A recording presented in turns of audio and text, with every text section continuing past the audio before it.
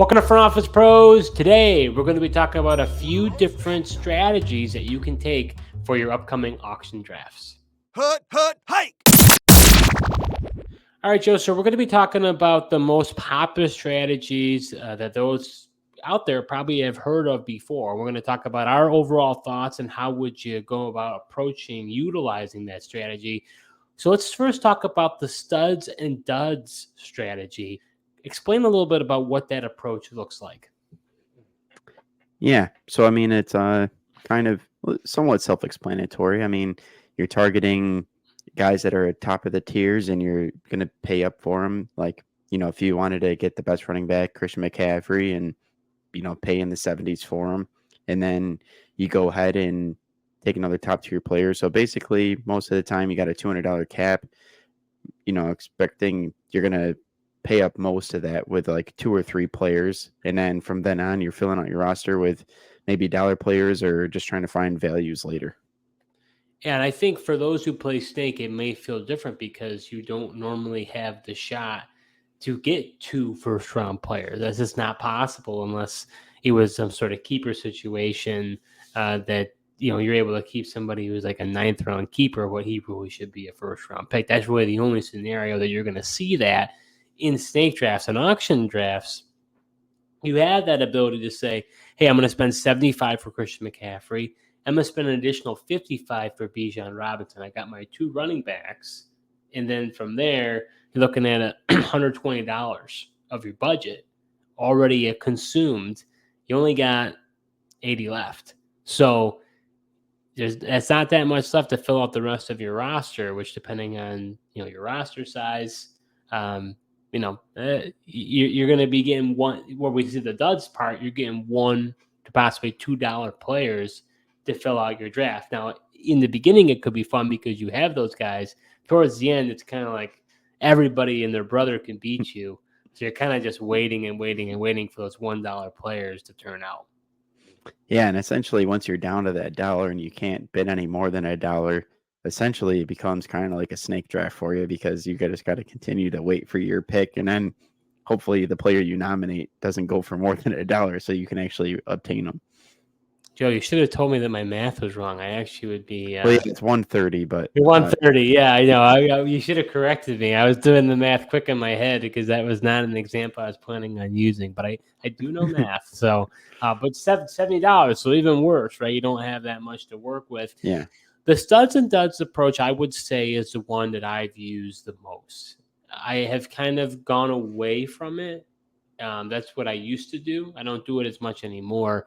And I think a part of the reason why I don't is because it's, fantasy football is a cruel game because one injury and you could be toast. Now, I understand you could do that. That could happen in any team. But in studs and duds, if your one stud goes down in injury, and I mean your whole basis of your team crumbles at that point. Right. Unless you take the other stud and you say, okay, I'm going to dilute the team.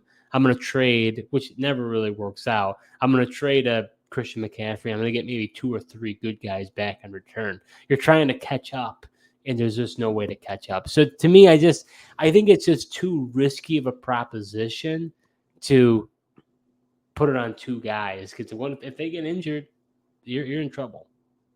Yeah, it definitely is risky, but I feel like, as they say, you got to risk it to get the biscuit. And I feel like if you are able to get, 2 or 3, even 3 studs, and maybe at least 2 of them stay healthy, I feel like just your chances of winning are still there.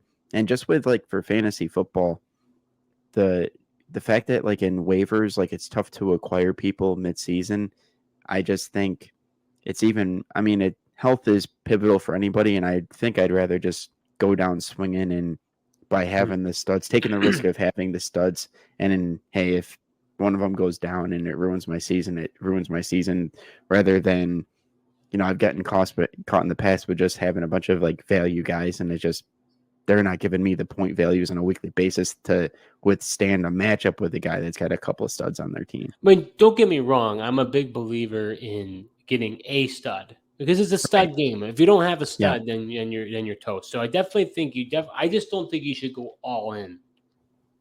And that's where I say just get a solid stud, and then maybe a couple tier 2, tier 3 guys to fill it out. That's kind of more my approach now. Where I used to be, I'm going to go in and get 2 or 3 studs, and then I'll fill out the rest, which it can work, but Yeah. there's a lot that has to go right in my view. Yeah. I traditionally don't use it, but I've been thinking more about it. Maybe just trying to actually be trying to play a little bit more bully ball and go Yeah, ahead and grab you've some definitely of the been more studs. aggressive over the years. I mean, Yeah. this studs to duds approach was not your approach. You were, we'll be talking about a different strategy coming up later, but that was not what you did. No, yeah. I was never that type of guy. Are you enjoying this episode so far? Well, if you are, subscribe to our YouTube channel, smash that like button, and hit the notification bell for upcoming videos. We do videos throughout the year, so you're not going to want to miss what we have in store. So on the flip side, and I kind of teased it a little bit, decided to kind of hold my cards up against the vest here. But I think the strategy you most employed for as long as I've known you is the value strategy. You were the type of person who, and for those who value based, you're looking purely at value, but more than often you have a lot of budget at the end of your draft. A lot of people are gonna spend ton of money on these big names, and then Joe is a guy who's got $30, $40, $50 more than anybody else, and he can clean everybody out because no one can mess with him. He's got so much money, and so he just these value picks, he just goes left, right, left, right, left, right. But you've kind of changed from that strategy. Yeah, I definitely have, just because you were the one that kind of get me out of that strategy, just because I was the guy. I would have, not only was I getting values, but I'd leave the draft with money left unspent. Then it goes to the fab, for the in-season budget. But then you would always tell me, well, if you would have just allocated some of that money, it could have got to this player. And then in hindsight, it was just like, had I been able to get one of those top tier guys, my season probably could have looked different, or my team would have been that much better.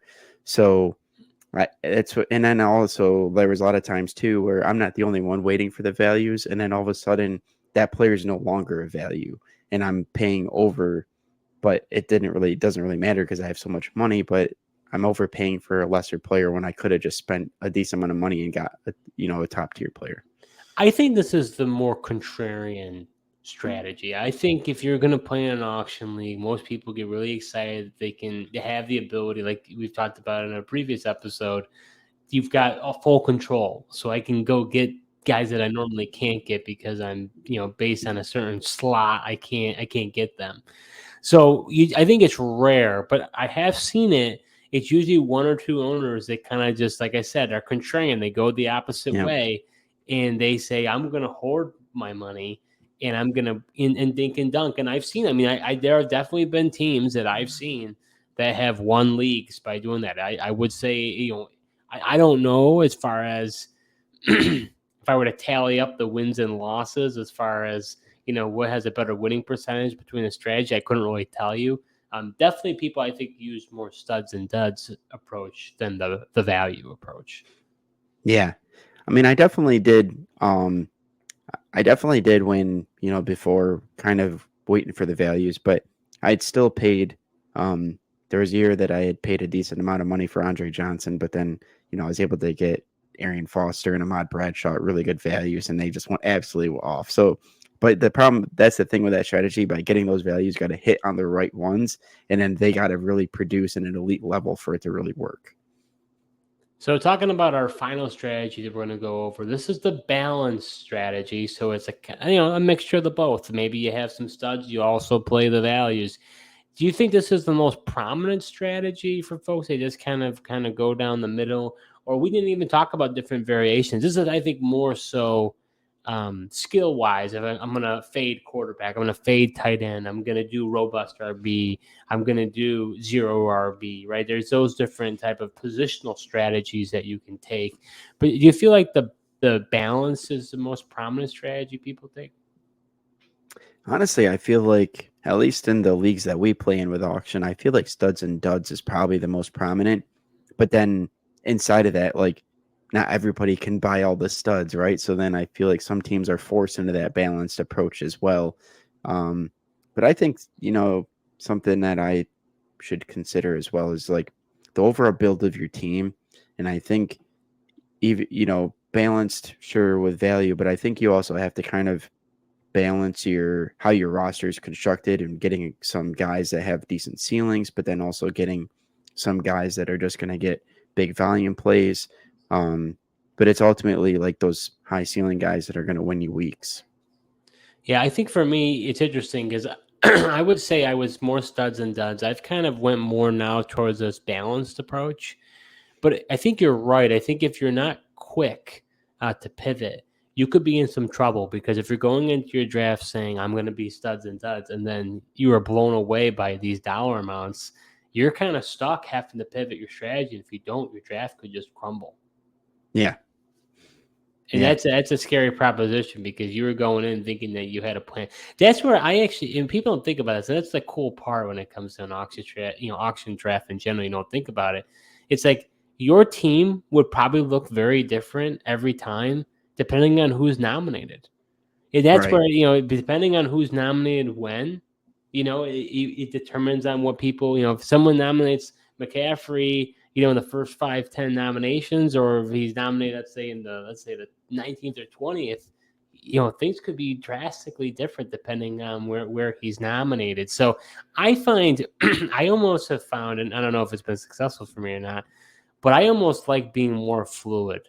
I have an idea of what I want and what I'm looking for, but I'm basically reacting as to what the draft is doing, and kind of then as things are happening in real time, because I'm like, oh, I didn't expect that guy to go for this. I didn't expect, it's like, okay, I'll get I'll get this value here. Now I got some extra money to spend for maybe this, like this, and this A, B, and C. I'm going to spend up as a stud, So I kind of feel like I think that's probably I found the best because I'm basically flexing what I'm doing based on honestly every nomination. I'm almost kind of recalibrating based on what's going on. If I just saw McCaffrey went for 90, I'm like, okay, does that mean Bijan's going to go for 80 or Brees Hall's going to go for 75?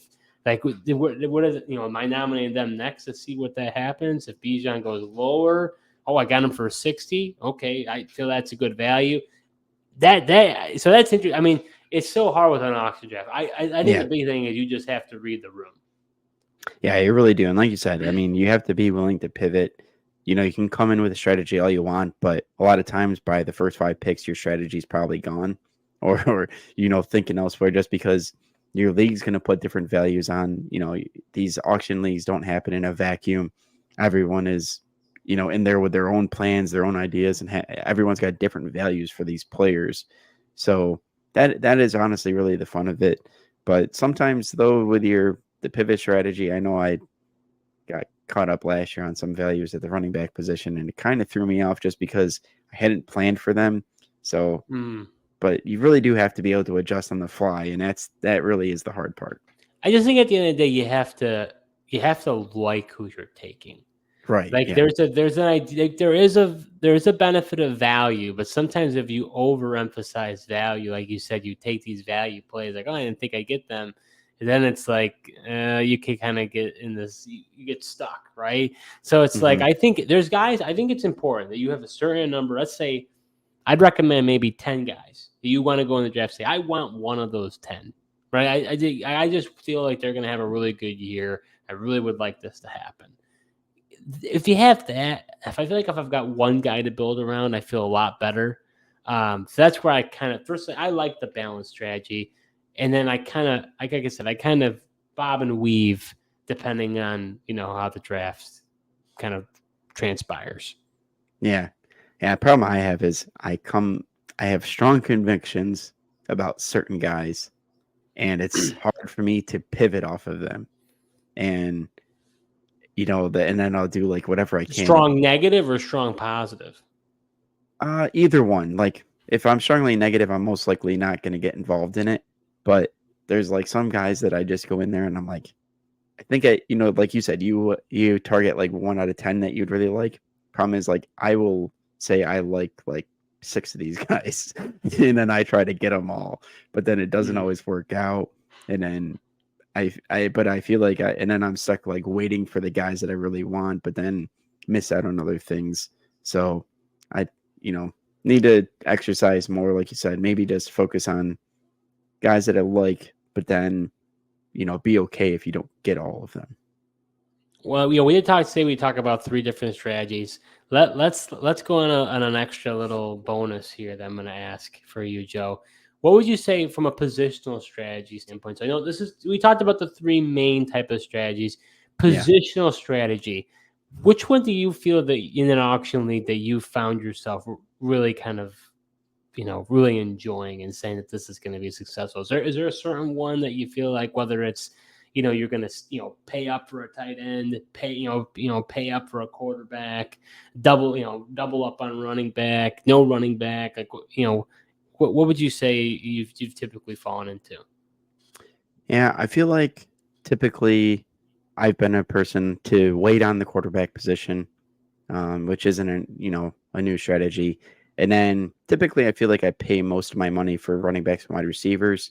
But then recently I feel like I've gone into, I used to wait on tight ends and not really care who I get. But I've gone the last couple of years, I feel like I've put more of a target on them and I've paid up for the tight ends. See, I've been a little bit more on the 0 RB strategy. That's kind of where because the wide receivers, they don't get injured as much. And I feel like running backs, it's like, if you put a lot of investment in them and then they go down, it's like you're toast. So I have found that in your league, it's interesting because you only have to start 1. So maybe I feel differently. You have the other one as a flex. And that's why you need to know your league. I mean, that obviously would have something to do with it. I probably would be like, okay, in that scenario, that's why I'm like, usually in your league, it's like, I want one good one. But then after that, it's like, if I have a, hodgepodge of the rest, then I'm fine. I'll kind of patch it together, the remaining guys.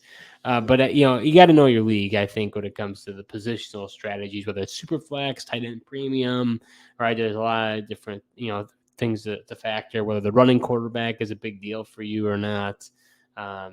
So much to consider. Yeah.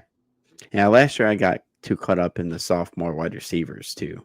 I drafted a lot of them and they didn't all work out. So then it was like, and then I didn't have like a stud at the wide receiver position either. So that's what I was saying, like the right mix of players. Because obviously our league rules changed to put more emphasis on quarterbacks. So I paid a decent amount for quarterbacks. And then I was going for the too much emphasis on sophomore breakouts at wide receiver. Well, so will you be doing that again this year? No, I think I learned my lesson last year. Like I had so many pretty good guys that I thought like middle tier wide receivers, but I was just really lacking an elite one.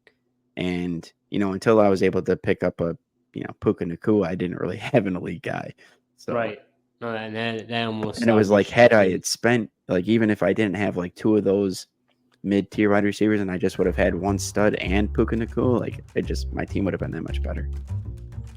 So those are some of the main strategies that you can go with in your auction draft. Hopefully that was helpful as we kind of did some strategy talk here and tried to kind of help navigate maybe doing your first auction draft and figuring out what's the best way to go about it. My biggest recommendation is just have fun with it and be able to pivot, because you're going to have expectations of what you think guys are going to go for. And without a doubt, you are going to be surprised. Whether it's too high or too low, it's going to happen. No question. Yep. Happens every year. Even for us that have played in an auction league year in, year out. Happens every year. Somebody goes crazy high or there's several values and you're like, man, I can't believe he just went for that low.